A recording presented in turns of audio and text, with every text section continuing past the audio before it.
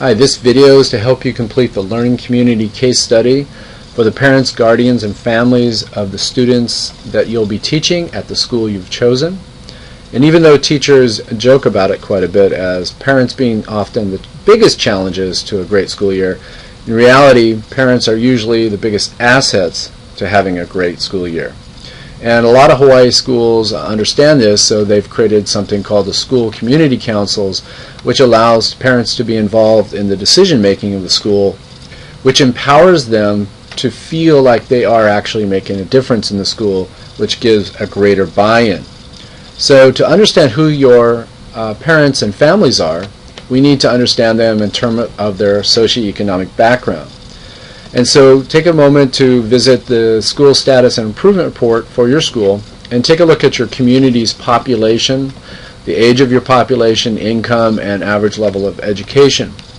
Because unfortunately there is a high correlation between the more income that a community makes, the more successful the school. And by doing so, this will give you a better idea of where your school's at and some of the challenges they might face. In addition, take a look at the school quality survey results for your school and see what the parents' perception of student safety and well-being is, their satisfaction with the school, and teacher involvement. Also take a look at the DOE Complex website to see what the latest minutes of the school community council are or is, and the issues that they're finding important at this time at your school. And then also take a look at these two websites to get a better idea of how the DOE is trying to get parents to participate in the school. After that, describe how your families have changed over the years and specifically at your school.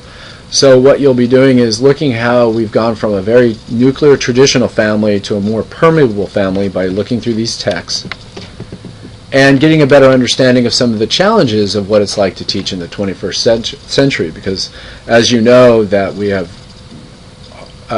many challenges of families being in a whole bunch of different capacities in terms of not necessarily a bad thing, but definitely a complex thing.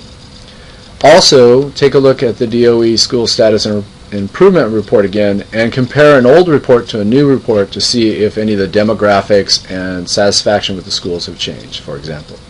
Organize your answers of these two steps in a way that makes sense to you. Take a look at the example if you're not quite sure what to do, and then present and communicate your answers, of course, electronically, but feel free to use any kind of media to present your answers if you don't want to do just writing.